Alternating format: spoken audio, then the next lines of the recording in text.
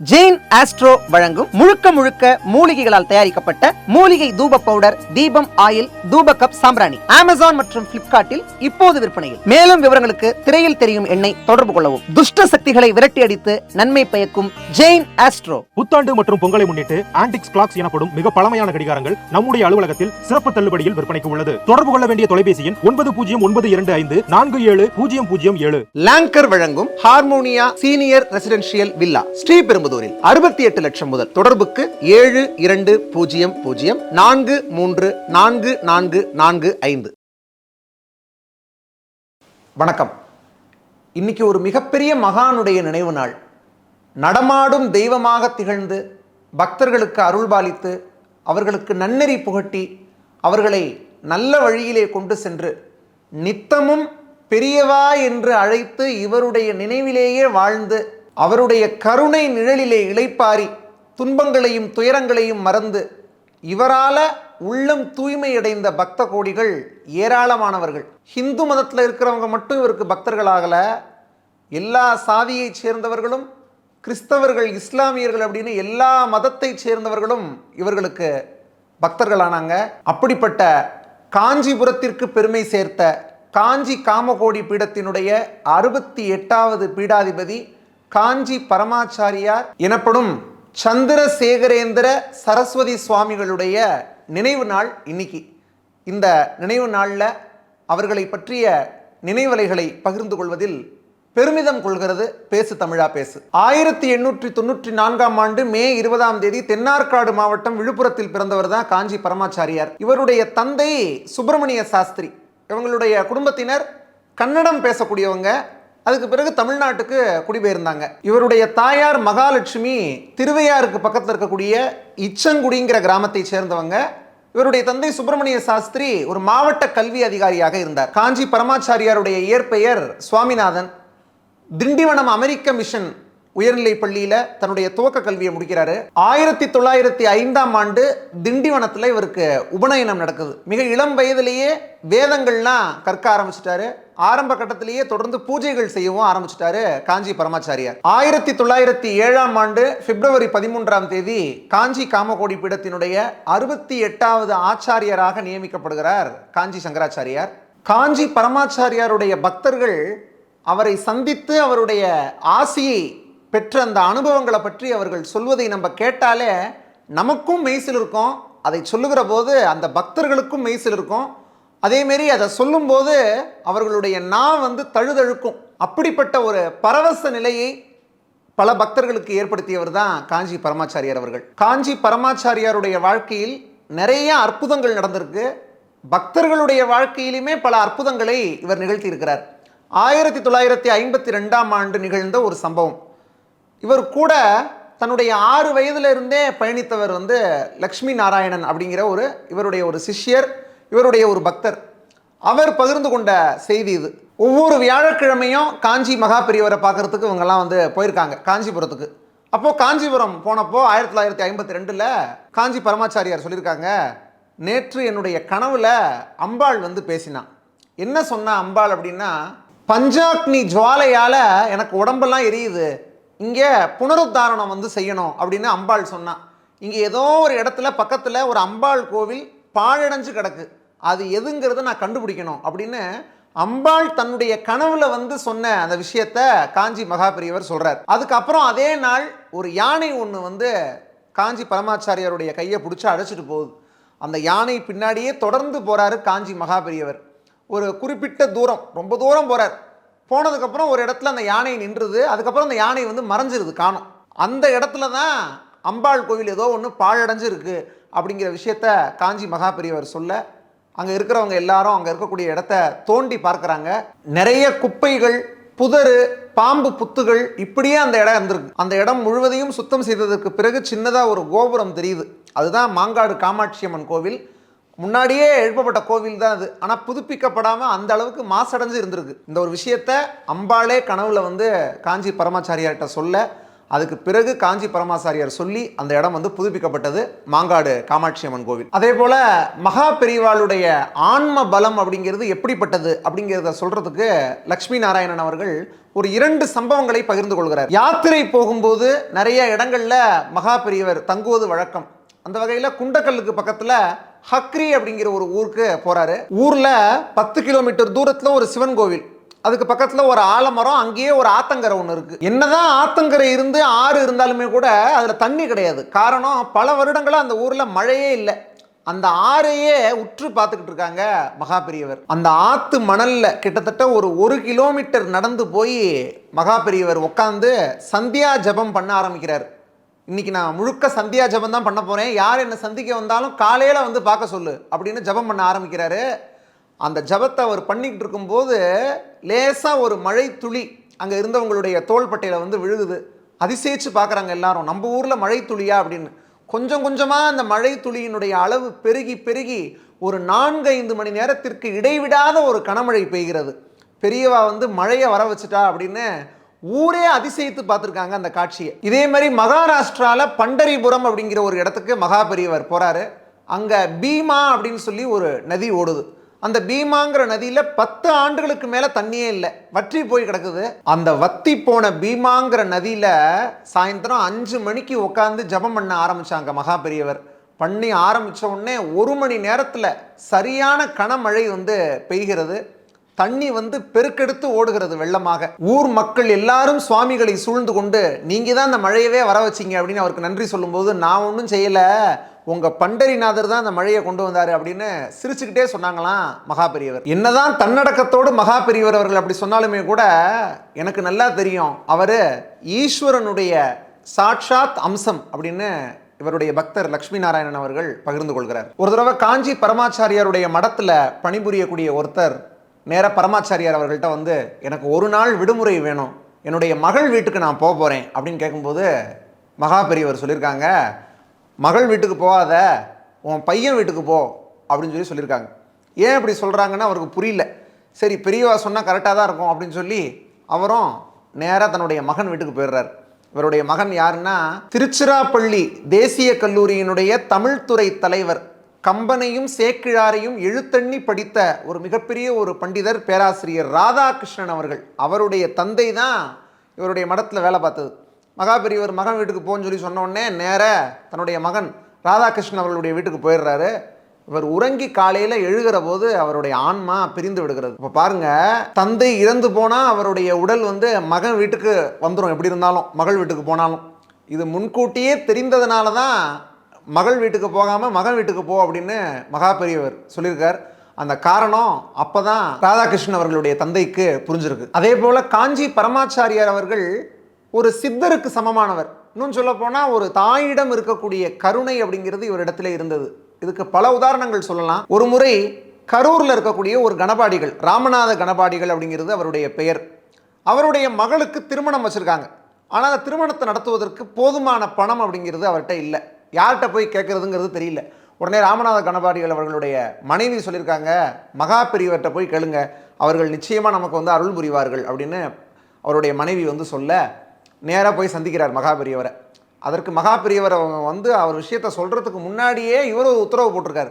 என்ன அப்படின்னா, உனக்கு ஒரு வேலை கொடுக்குறேன், நேராக கடையநல்லூர் பெருமாள் கோவிலுக்கு போ, அங்கே போய் பாகவதம் சொல்லு, அங்கே போகிறதுக்காக நம்ம மடத்தில் 30 ரூபா சன்மானம் வாங்கிட்டு போ அப்படின்னு அமுச்சு வைக்கிறார். இவருக்கு ஒன்றுமே புரியல. நம்ம வந்தது வேறு வேலையா, நம்ம மகள் கல்யாணத்துக்கு உதவி கேட்டு வந்தோம், இவர் நமக்கு வேற ஒரு வேலை கொடுக்குறாரு, சரின்னு சொல்லி என்னதான் மகா பெரியவருடைய பேச்சை நம்ம மீற முடியாது அப்படின்னு அந்த 30 ரூபாயை வாங்கிட்டு கடையநல்லூர் பெருமாள் கோவிலுக்கு போய் பாகவதம் சொல்கிறார். கிட்டத்தட்ட ஒரு 5-6 நாட்கள் பேசுகிறாரு. அங்கே அந்த பேச்சை கிட்டத்தட்ட ஒரு 4 பேர் தான் கேட்குறாங்க. போயிட்டு வர்றாரு. வந்து எத்தனை பேர் உன்னுடைய பேச்சை வந்து கேட்டாங்க அப்படின்னு மகா பெரியவர் கேட்கும்போது அதுக்கு ராமநாத கணவாடிகள் சொன்னார், பெருமாளும் அன்னையும் சேர்த்து 6 பேர் என்னுடைய பேச்சை வந்து கேட்டார்கள் அப்படின்னு அவர் சொல்கிறார். உடனே மகா பெரியவர் சொன்னாராம், நீ ரொம்ப புண்ணியம் செஞ்சவன்டா, தட்சிணாமூர்த்தியினுடைய உபன்யாசத்தையே 4 பேர் தான் கேட்டாங்க, ஆனால் உன்னுடைய உபன்யாசத்தை 6 பேர் கேட்டிருக்காங்க அப்படின்னா நீ மிகப்பெரிய பாக்கியசாலி, 1000 ரூபா வாங்கிக்கோ அப்படின்னு சொல்லி 1000 ரூபாயை கொடுத்து அனுப்புகிறார். அதை பார்த்தோன்னே அவருக்கு ரொம்ப ரொம்ப அதிர்ச்சி ராமநாத கணவாடிகளுக்கு. ஏன்னா நம்ம மக கல்யாணத்துக்கு அவ்வளவு செலவாகும், வெறும் 1000 ரூபாயை கொடுத்து அமைச்சிருக்காங்களே இப்படி நமக்கு என்ன பண்ணுறது அப்படியே அவருக்கு ஒன்றும் புரியல. சரின்னு சொல்லி அவர் எதுவும் பேச முடியல. நேராக 1000 ரூபாயை வாங்கிட்டு வீட்டுக்கு போகிறார். மனைவி நம்மளை பார்த்து என்ன சொல்ல போகிறாளோ தெரியலையே அப்படின்னு அவருக்கு ஒரு பயம். அந்த பயத்தோட வீட்டுக்கு போனார். மனைவி அவர் அப்படி வரவேற்கிறாங்க, உற்சாகமான ஒரு வரவேற்பு கொடுக்குறாங்க அவருக்கு. என்னன்னு பார்த்தா பரமாச்சாரியார் கொடுத்து அமிச்சதா பக்கத்து வீட்டிலேருந்து ஒரு டாக்டரு பட்டு புடவை, வேஷ்டி, நகைகள் எல்லாத்துக்கும் மேலே 15,000 ரூபா பணம் இவ்வளவும் கொடுத்து அமைச்சிருக்காங்க அப்படின்னு சொல்லும்போது தான் ராமநாத கணபாடிகளுக்கு புரிந்தது. ஒரு தாய் எப்படி தன்னுடைய பிள்ளைக்கு பசி இருக்குது அப்படின்னு சொல்லி சொல்லாமையே உணவு ஊட்டி பசியை தீர்ப்பாலோ, அந்த தாயினிடத்தில் இருக்கக்கூடிய ஒரு வள்ளல் தன்மை, ஒரு கருணை நிரம்பி இருக்கக்கூடிய ஒருத்தரா காஞ்சி பரமாச்சாரியார் இருக்காரு. நம்ம கேட்காமையே நமக்கு கொடுத்துருக்காரு அப்படிங்கிறது அப்போ தான் ராமநாத கணபாடிகளுக்கு புரிந்தது. ஒரு துறவிக்கு தேவையே ஒரு ஒழுக்கம், ஒரு நேர்மை தான். அது எந்த அளவுக்கு காஞ்சி பரமாச்சாரியார்ட்ட இருந்தது அப்படிங்கிறதுக்கு பல சம்பவங்கள் சொல்லலாம். ஒரு தடவை ஒரு 8 வயது சிறுமி காஞ்சி மகாபெரியவர்கிட்ட ஆசீர்வாதம் வாங்குறதுக்காக வர்றாங்க. அப்போது அந்த சிறுமியுடைய சடை முடி கீழே விழுந்து நெடுஞ்சான்கிடையாக விழுந்து அவருடைய ஆசையை பெறுறதுக்காக கீழே விழும்போது அந்த சிறுமியினுடைய தலைமுடி காஞ்சி மகாபெரியவருடைய மேலே பட்டுருது, அவருடைய கால் பாதத்தில். இந்த சடை முடி தான் பட்டுச்சு. அந்த சடைமுடி பட்டதுக்கே கிட்டத்தட்ட 45 நாள் தன்னுடைய தூய்மை போய்விட்டதாக அவர் கருதி பஞ்சாக்னி தவம்னு சொல்லுவாங்க. அதாவது 4 பக்கமும் நெருப்பு இருக்கும், நடுவில் சூரிய வெப்பம், இதுக்கு நடுவில் இருந்து தவம் செய்தாராம் மகா பெரியவர். 20ஆம் நூற்றாண்டில் கூட இப்படி ஒரு தவத்தை ஒரு ஞானியால் செய்ய முடியும், இவ்வளவு ஒரு ஒழுக்கத்தோடையும் தூய்மையோடையும் ஒருத்தரால் இருக்க முடியும் அப்படின்னா காஞ்சி மகா பெரியவருக்கு தான் அந்த ஒரு பெருமை சேர்கிறது. தன்னுடைய இளம் வயதில் தன்னுடைய அறையில் தனியாக உட்காந்து காஞ்சி மகா பெரியவர் ஒரு புத்தகம் ஒன்று படிச்சுக்கிட்டு இருக்காரு. அப்போது ஒரு இளம் பெண் என்ன பண்ணுறாங்க, வேகமாக அந்த கதவை திறந்துக்கிட்டு அவருடைய அறைக்குள்ளே போயிடுறாங்க. அவர் உடனே பதறி போய் வேகமாக நடந்து வந்து வெளியில் இருக்கக்கூடிய அந்த மடத்தில் இருக்கக்கூடிய காவலாளியை பார்த்து, யாரை கேட்டு இந்த பொண்ணை உள்ளே விட்ட அப்படின்னு கேட்குறாரு. ஏதாவது தப்பு நடந்துட்டா யார் பொறுப்பு அப்படின்னு கேட்ட உடனே அதுக்கு அந்த காவலாளி சொல்கிறாரு, சாமி உங்களை பற்றி யாராவது நினைக்க முடியுமா, நீங்கள் ஒரு நெருப்பு மாதிரியே அப்படின்னு சொல்லும்போது, நான் நெருப்பாக இருக்கலாம், அந்த பெண் பஞ்சாக இருந்து பற்றி கொண்டு விட்டால் என்ன செய்வது, இங்கே எதுவும் தப்பு நடக்காமல் இருக்கிறதுக்காக தான் உனக்கு சம்பளம், புரியுதா அப்படின்னு அந்த காவலாளியை பார்த்து காஞ்சி மகா பெரியவர் சொல்லியிருக்காரு. நேர்மையும் ஒழுக்கமும் தான் ஒரு துறவியினுடைய உயிர் நாடி. இதை வெறும் வார்த்தையாக அவர் சொல்லலை, தன்னுடைய வாழ்க்கையாலேயே உலகத்திற்கு உணர்த்தியவர். குஜராத்தை சேர்ந்த ஒரு பிராமணர், பாலகிருஷ்ண ஜோஷி அப்படிங்கிறது அவருடைய பெயர். அவருக்கு காஞ்சி சங்கராச்சாரியாருடைய மடத்தில் சேரணும் அப்படின்னு ரொம்ப ரொம்ப விருப்பம். நேராக காஞ்சி மகா பெரியவர்கிட்ட உங்களுடைய மடத்தில் நான் சேர விரும்புகிறேன் அப்படின்னு சொல்லி சொன்னோடனே, வேணாம்ப்பா உன்னுடைய வேலையை நீ பாரு, இப்போதைக்கு சேர வேணாம் அப்படின்னு காஞ்சி மகா பெரியவர் சொல்லிட்டார். ஆனால் அவர் தன்னுடைய கொள்கையில் உறுதியாக இருக்கார், நான் சேர்ந்து தான் தீருவேன் அப்படின்னு. சரி வாப்பான்னு சொல்லி அவரை காஞ்சிபுரத்துக்கு வர சொல்லிட்டார். மடத்துக்கு போகிறாரு. போனால் எல்லாரும் ஒரு இடத்துல படுத்திருக்காங்க. பாலகிருஷ்ண ஜோஷியை மட்டும் கூப்பிட்டு போய் அந்த மடத்தில் இருக்கக்கூடிய ஒரு சமையல் கட்டு, அங்கே அடுப்பு மூட்டக்கூடிய இடத்துக்கு பக்கத்தில் இருக்கக்கூடிய ஒரு மேடையில் படுக்க வைக்கிறார் பாலகிருஷ்ண ஜோஷியை. அவருக்கு கண்ணீரே வந்துருச்சு. அதை விட்டு எப்படி சொல்கிறதுன்னு தெரியல. நம்ம ஏதாவது தப்பு பண்ணிட்டோமா, எல்லாரையும் ஒரு இடத்துல படுக்க சொல்லிவிட்டு நம்மளை மட்டும் அடுப்பு மூட்டுற இடத்துக்கு பக்கத்தில் சுவாமிகள் படுக்க சொல்கிறாரு, என்ன காரணங்கிறது அவருக்கு தெரியல. சரின்னு சொல்லி சுவாமிகளுடைய பேச்சை மீற முடியாது, நம்ம இங்கேயே உறங்கிடுவோம்னு சொல்லி அங்கேயே படுத்துட்டார். காலையில் எந்திரிச்சதுக்கப்புறம் காஞ்சி சங்கராச்சாரியாரை பார்த்து அவர் கேட்டாராம், சுவாமி நான் ஏதாவது தப்பு பண்ணிட்டேனா, எதுக்காக என்னை மட்டும் தனியாக அடுப்பு மூட்டுற இடத்துக்கு பக்கத்தில் படுக்க வச்சிங்க அப்படின்னு கேட்கும்போது காஞ்சி பரமாச்சாரியார் தன்னுடைய வேஷ்டியை தூக்கி கால் பகுதியை காமிச்சிருக்காரு. அந்த கொசு கடித்த தடங்கள் அந்த பட்டையாக காலில் இருந்திருக்கு காஞ்சி சுவாமிகளுடைய அந்த கால் முழுக்க. அதை காமிச்சிட்டு சொல்லியிருக்காரு, நீ புது ஆள், இந்த கொசு கடிக்கு நாங்களாம் பழக்கப்பட்டவங்க, நீ இதுக்கு பழக்கப்படலை, அதனால தான் அடுப்பு மூட்டக்கூடிய இடத்துக்கு பக்கத்தில் உன்னை படுக்க வச்சேன், அதிலிருந்து வரக்கூடிய வெப்பத்தால் கொசு அந்த பாதிப்புலேருந்து நீ நிம்மதியாக உறங்கலாம் அப்படின்னு காஞ்சி பரமாச்சாரியார் சொல்லியிருக்காரு. அதை கேட்டவுடனே பாலகிருஷ்ண ஜோஷி அவர்களுக்கு கண்ணீரே வந்துருச்சு. ஒரு தாய் எப்படி தன்னுடைய பிள்ளையை பொத்தி பொத்தி வச்சு பாதுகாப்பா, அது மாதிரி காஞ்சி பரமாச்சாரியார் இருக்கார் அப்படிங்கிறத பாலகிருஷ்ண ஜோஷி புரிந்து கொண்டார். 1978 நிகழ்ந்த ஒரு சம்பவம். 3 கலெக்டர்கள் வர்றாங்க காஞ்சி பரமாச்சாரியாரை பார்க்கறதுக்கு. 3 பேரும் 3 காரில் வராங்க, தனித்தனியாக உள்ளே போயிட்டாங்க. காஞ்சி பரமாச்சாரி இருக்கக்கூடிய இடத்துக்கு ஒவ்வொரு தட்டில் பழங்கள்லாம் வச்சு அவர்கிட்ட வணங்குறாங்க.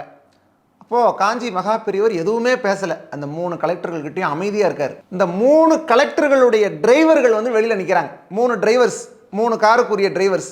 அவங்க என்ன பேசிக்கிட்டு இருக்காங்க வெளியில் அப்படின்னா, நம்ம இவ்வளோ தூரம் வந்துட்டோம் மடம் வரைக்கும், ஆனால் மகா பெரியவாளை பார்க்கக்கூடிய ஒரு பாக்கியம் நமக்கு கிடைக்கலையே அப்படின்னு அந்த 3 ஓட்டுநர்களுடைய மனதில் ஒரு ஆதங்கம். இங்கே காஞ்சி மகா பெரியவர் இவங்க பக்கத்துலேயே நிற்கிறார், ஆனால் அவங்கள்ட்ட பேசவே இல்லை. இப்போ மகா பெரியவர் அந்த 3 கலெக்டர்களையும் பார்த்து சொன்னாங்க, யாரோட வந்திருக்கீங்க நீங்கள் 3 பேரும் அப்படின்னு. கூட டிரைவர் வந்திருக்காங்க அப்படின்னு அவங்க சொல்கிறாங்க. அவங்கள உள்ளே கூப்பிட்டு வாங்கங்கிறார். அவங்கள உள்ளே கூப்பிட்றாரு மகா பெரியவர் உங்களை அப்படின்னு சொன்ன உடனே 3 பேரும் பதறி அடிச்சுக்கிட்டு வேகமாக உள்ளே வந்து மகா பெரியவாளுடைய திருவடிகளில் விழுந்து அவர்களை வணங்குறாங்க. மகா பெரியவர் அந்த கலெக்டர்கள் கொடுத்த அந்த தட்டு பழம் இருக்குது பாருங்க, அதுலேருந்து ஒரு பழத்தை, ஆளுக்கு ஒரு பழத்தை எடுத்து கொடுக்குறாரு 3 பேர்ட்டையும். அதுக்கப்புறம் தான் புரியுது அவங்க எல்லாருக்கும், இவங்க 3 பேரும் அவரை தேடி வந்தாங்க. தேடி வந்தவர்களுக்கு மகா பெரியவர் உடனே அவங்கள்ட்ட பேசலை, அவங்கள ஆசீர்வதிக்கலை. ஆனால் இந்த டிரைவர்கள் உள்ளே வரல, வெளியில் இருந்தபடியே இவரை நினச்சாங்க. பார்த்தீங்களா, தன்மேல் உண்மையான ஒரு பக்தி கொண்டு தன்னை ஒருத்தர் நினைத்தாலே போதும், அவர்களுக்கு தான் நான் வந்து முதலில் ஆசி வழங்குவேன் அப்படின்னு அந்த 3 ஓட்டுநர்களுக்கும் முதல்ல ஆசி வழங்கிட்டு அதற்கு பிறகு அந்த கலெக்டர்களை வந்து மகா பெரியவர் ஆசீர்வதிச்சார். அப்படின்னா எப்பேற்பட்ட ஒரு கருணாமூர்த்தியாக மகா பெரியவர் விளங்கி இருக்கிறார்கள் அப்படிங்கிறத நம்ம இவருடைய வாழ்க்கையிலிருந்து பார்க்குறோம். ஒரு தடவை ஒரு ஆங்கில பத்திரிகை நிருபர் ஒரு கேள்வி கேட்டாராம் மகா பெரியவர்கிட்ட, சுவாமி நீங்கள் வரதட்சணை வந்து வாங்கிறது தப்புங்கிறீங்க, வரதட்சணைக்கு எதிராகவே நீங்கள் பேசுகிறீங்க, ஆனால் உங்களை வணங்கக்கூடிய உங்களுடைய பக்தர்கள் நிறையா பேர் என்ன பண்ணுறாங்க, கல்யாணத்துக்கு பத்திரிகை அடிக்கும்போது ஸ்ரீ காஞ்சி காமகோடி பீடாதிபதி ஜெகத்குரு சங்கராச்சாரியார் அவர்களுடைய அனுகிரகத்துடன் இந்த திருமணம் நடைபெறும் அப்படின்னு பத்திரிகை அடிக்கிறாங்க, உங்கள் பேரை அதில் பயன்படுத்துகிறாங்க. அப்படி பத்திரிகையை அடிச்சுட்டு வரதட்சணையும் வாங்குறாங்க. இது என்ன விதத்தில் நியாயம் அப்படின்னு ஒரு கேள்வி கேட்குறாரு அந்த நிருபர். அதற்கு மகா பெரியவர் அவர்கள் என்ன பதில் சொல்லியிருப்பார் நீங்கள் நினைக்கிறீங்க? மகா பெரியவர் சொன்னாராம், ஒரு உண்மையான தவம் செய்யக்கூடிய ஒரு துறவி, சரியாக தவத்தை மேற்கொள்ளக்கூடிய ஒரு தபஸ்வி ஒரு வார்த்தையை சொன்னால் அந்த வார்த்தையை இந்த உலகம் ஏற்றுக்கொள்ளும், அதை கேட்கும். அப்படி யாராவது கேட்கலன்னா அந்த தவம் செய்யக்கூடிய துறவியினுடைய தவத்தில் ஏதோ ஒரு குறை இருக்கிறது என்ற அர்த்தம். நான் தான் என்னுடைய தவத்தை சரி செய்து கொள்ள வேண்டும், என்னுடைய தவத்தில் ஏதோ ஒரு குறை இருக்கிறது அப்படின்னு அந்த மகா பெரியவர் சொன்னாராம். நம்ம நிறையா பேர் ஏதாவது ஒரு சின்ன தப்பு நடந்தால் கூட அதுக்கு யாரை காரணமாக சொல்லலாம், நம்ம அதுலேருந்து எப்படி தப்பிச்சுக்கலான்னு தான் பார்ப்போம், ஒரு சின்ன தவறில் கூட. ஆனால் அவ்வளோ பெரிய ஒரு மகான் இந்த ஒரு விஷயத்துக்கு பின்னாடி வேறு யாரையும் குறை சொல்லாமல் தன்னை நொந்து கொண்டிருக்கார். பார்த்தீங்களா, தான் மேலே தான் தவறுன்னு சொல்லியிருக்கார் பாருங்க. அதனால தான் அவரை மகா பெரியவர் அப்படின்னு இந்த உலகமே அவரை போற்றி கொண்டாடுகிறது. காஞ்சி மகா பெரியவருடைய வாழ்க்கையை பார்க்கிற போது, காஞ்சி மகா பெரியவருடைய வாழ்க்கையை பார்க்கிற போதும் படிக்கிற போதும் நாம் புரிந்து கொள்வது என்னவென்றால், அளவற்ற கருணை தான் வாழ்ந்த காலம் முழுவதும் அவரிடத்திலே வற்றாமல் சுரந்து கொண்டிருந்திருக்கிறது. அதனால்தான் அவரை மகா பெரியவர் என்று இப்போ வரைக்கும் கிடையாது, இன்னும் எத்தனை நூற்றாண்டுகள் ஆனாலும் இந்த ஆன்மீக உலகம், இந்த சமுதாயம் அவரை போற்றி புகழும் என்பதில் மாற்று கருத்தே கிடையாது. நீங்கள் இந்த மகா பெரியவருடைய வாழ்க்கையிலிருந்து கற்றுக்கொள்ளக்கூடிய பாடம் என்ன அப்படிங்கிறத மறக்காமல் கீழே உள்ள கமெண்ட் செக்ஷனில் தெரிவிங்க. இந்த மகா பெரியவர்களுடைய நினைவு நாளில் அவர்கள் பற்றிய இந்த செய்திகளை உங்களோடு பகிர்ந்து கொண்டதில் மிகுந்த மகிழ்ச்சி. இது எல்லாத்தையும் அதிகமான பேருக்கு நீங்கள் பகிரணும், இந்த செய்திகள் எல்லாம், அதுதான் ரொம்ப ரொம்ப முக்கியம். ஏன்னா இந்த விஷயங்கள் இந்த இளைய தலைமுறைகிட்ட போய் வந்து சேரணும் அப்படிங்கிறதுக்காக தான் இந்த நினைவு நாளில் இந்த ஒரு காணொலியை நம்ம வந்து பதிவிடுறோம். இது மாதிரி பல அரிய தகவல்கள், பல காணொலிகள் நம்முடைய பேசு தமிழா பேசல தொடர்ந்து வரும். எல்லாத்தையும் பார்த்து பல தகவல்களை தெரிந்து கொள்வதற்கு நம்ம சேனலை சப்ஸ்கிரைப் பண்ணிவிட்டு பக்கத்திலே வர பெல் சிம்லையும் கிளிக் பண்ணுங்கள். தொடர்ந்து அடுத்தடுத்து பேசுவோம். நன்றி. இறைவன் வந்து ஒளி வடிவானவன் அப்படின்றத நான் அடிக்கடி சொல்லியிருக்கேன். அந்த தத்துவத்தை நிறைவேற்றக்கூடிய அமைப்பு தான் இது.